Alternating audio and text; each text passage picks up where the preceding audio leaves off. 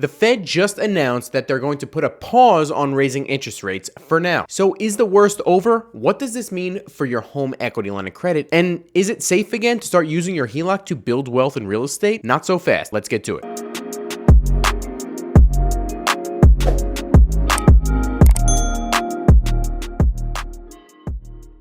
What is up, everybody? Welcome back to the channel. If you did not already know, my name's Jay Costa. I'm a real estate agent, investor, and builder here in Northern New Jersey. And if you get value out of this video, please smash that like button down below and also consider subscribing. We're building a tight-knit community here of like-minded individuals looking to build wealth in real estate. So if that interests you, definitely check it out. You could also always contact me by just shooting a comment in the comment section down below, as well as finding me on Instagram, RealJCosta, and RealJCosta.com. In this video, I'm going to go over the decision that the Fed made to stop raising interest rates, what this means for your HELOC, and share with you whether or not it's a good idea or a bad idea to start using that HELOC again in order to invest in real estate and build wealth as we head into 2024. So like I just said, the Fed decided to pause interest rates. This was after 11 interest rate hikes going back to last year, and that has brought interest rates everywhere to 20 to 30-year highs. This has brought mortgage rates up close to 8%, credit card interest rates up to over 20%, car loans over 7%. The cost of credit and the cost of borrowing money is very, very high right now, higher than a lot of us have seen even in our lifetimes. And this pause that they just recently decided on was expected. But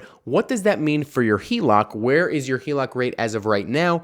And what does that mean in the future? I think we have some tools with HELOCs that we don't have in other loan products that give us an indication of where the rates will be on your HELOC in the short to medium terms. So first, I want to explain to you guys how a HELOC interest rate is calculated. In order to understand how this works, you need to know three different terms. Number one is the federal funds rate. That's what we were just talking about. This is the rate that the Fed sets every time they meet at the FOMC meetings. And when you hear on the news that the Fed raises or reduces interest rates, this is the rate we're talking about. Number two is the prime rate. Now, the prime rate is something very simple. It's simply the federal funds rate plus 3%. And the prime rate is the rate that most HELOCs are tied directly to. So if the federal funds rate, as of right now, like I said, is 5.5%, this means that the current prime rate is 8.5%. So does that mean that your HELOC is 8.5% interest rate right now? No. And the reason for that is there is a third term that you need to know, and that is the spread or the margin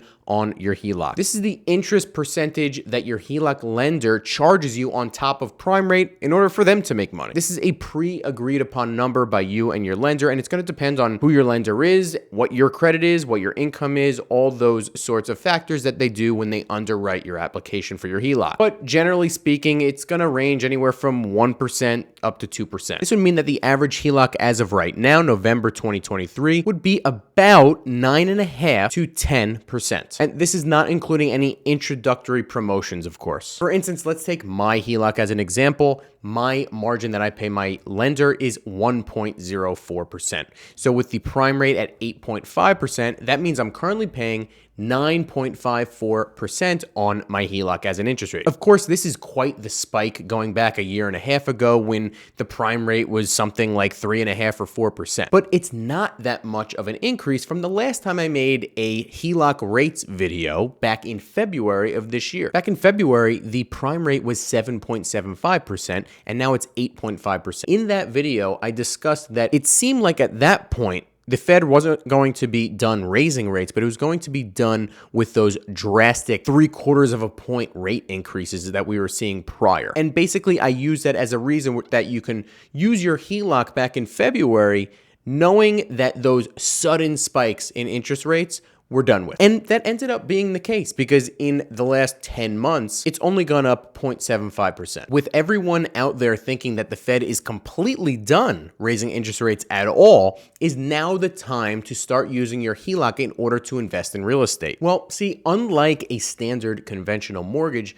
the HELOC is tied almost directly, or really completely directly, to what the Fed does. And there are tools out there, luckily for us, that give us an indication of probability of what the Federal Reserve is going to do in the short to medium term. This is something that you can't find out with a standard conventional mortgage because those are not tied to what the Federal Reserve does at all. So the best tool in order to figure out what the Fed is going to do in the short to medium term is called the CME Fed Watch tool. So according to the CME Fed Watch tool, it looks like the Federal Reserve is going to keep interest rates where they are until about July of next year, 2024. And it actually has a good probability that it's going to be reduced at that point. Keep in mind, this is not a crystal ball. No one knows the future. Anything can happen, as we've seen in the last few years, that would change the Fed's outlook on the economy. That being said, in my estimation, it is safe to use your HELOC with the belief that the HELOC rate is not going to go up at all, really, and if it does, it will be very minor. So as I said back in February,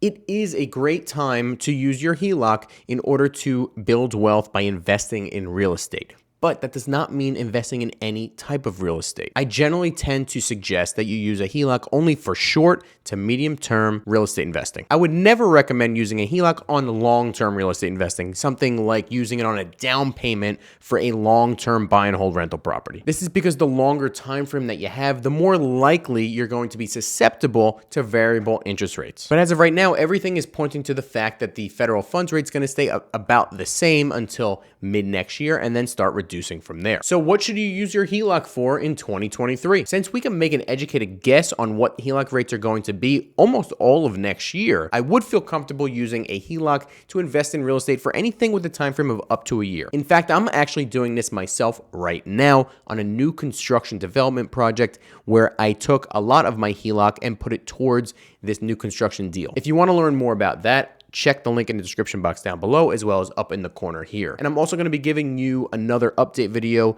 coming soon because we just finished the framing on that. We're putting the windows and the roof in this week, and I want to give you a preview of what this place is looking like. But in my opinion, the best way to use your HELOC in order to invest in real estate is a fix and flip project. You can use your HELOC to buy the property cash or use it as a down payment to acquire the property. You could also use it to fund the renovation costs that you have on the property. Any of these would be an acceptable way to use a HELOC to invest in real estate. And the reasons for that is that it's both short term and you have a clear exit strategy. It's going to take under a year, and your exit strategy is simply selling the property. Another great way to use a HELOC in order to build wealth by investing in real estate right now is to use it as part of the BRRRR method. If you haven't heard of the BRRRR method, it stands for buy, rehab, rent, refinance, and repeat. The BRRRR method is a long-term rental investing strategy. And I know I said you should never be doing long-term real estate investing with a HELOC, but the difference here is that there's an exit strategy. You're basically buying the property temporarily,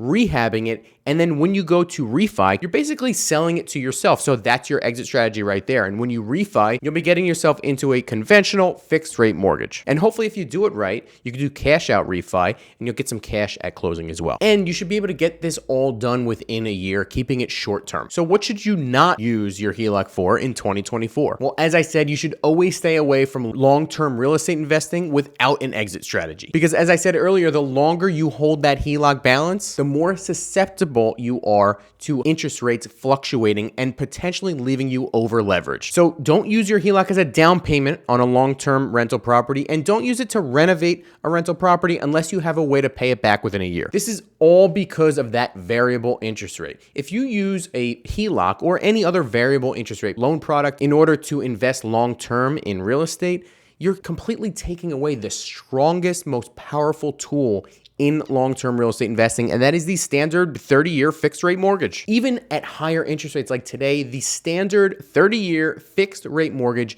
is the strongest wealth building part of real estate that is out there today. This is because your payment will always stay the same no matter what. There's so much value to that, all while your rent increases and your value increases over time. There can and will be bumps along the way, but as long as you can weather the storm, you will build a lot of wealth in real estate, I promise you. You should also never be using, no matter what the interest rates are, your HELOC to buy depreciating assets. Now, I think we're past the years of 2020 and 2021 when people were using their home equity in order to buy a boat or a vacation, but I feel like I have to put it in this video anyway just to be safe. If you're taking money out of your home in any way, never mind through a home equity line of credit with a variable interest rate, and you're putting it towards things that don't keep and grow in value, you're going to lose your home. Because that is the definition of using your house as an ATM machine. People may not be using their home equity in order to buy a boat anymore, but I still see a lot of you guys in the comment section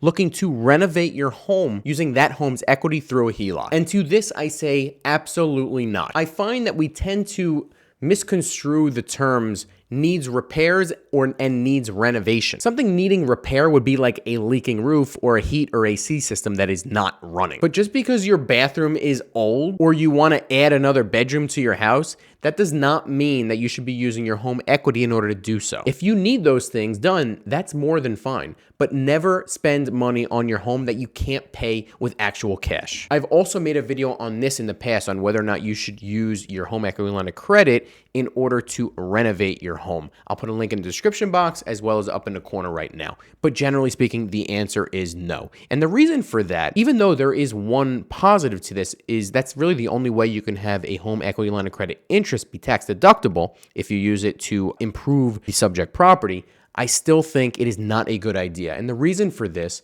is because just because you think you're taking 50 grand out of the equity and putting in a new kitchen, that does not mean that you're even getting that 50 grand back in return. Once again, it's fine if you want a new kitchen, but you're not going to get your money back. And even if you do, that's going to be in the future if and when you sell the house. And by then the kitchen's not going to be new anyway. So if you want a new kitchen or you want a new bathroom, do it because that's what you want. Don't do it because you think it's like a no-brainer financial decision. That's going to lead you towards a road of disaster and bankruptcy and foreclosure. But hey, that's just me. I tend to be more conservative than most of the YouTubers out there. Remember, a HELOC is such a powerful tool, but also a very dangerous one when used incorrectly. And if you're using that money to put towards something that does not go up in value, that's a recipe for disaster. Now, one last category here that you should not be using your HELOC on, this doesn't have to do per se with real estate investing, but should you be using your HELOC in order to consolidate consumer debt? Whether you have credit card debt, whether you have student loan debt, should you consolidate that debt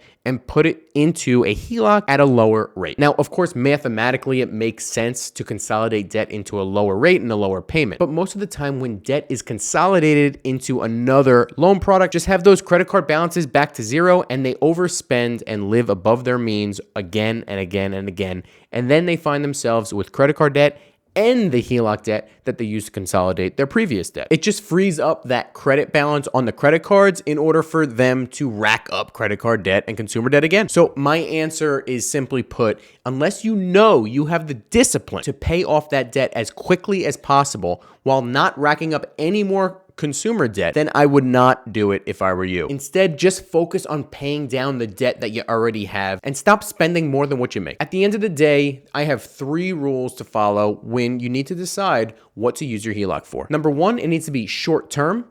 Number 2, you must have a clear exit strategy. And number 3, never spend money out of your HELOC that you don't have somewhere else to pay it back. That is it for today, guys. Thank you so much for watching. Let me know what you think in the comment section down below. What are you using your HELOC for in 2024? Where do you think rates are going to go? I appreciate you watching. I will see you next time.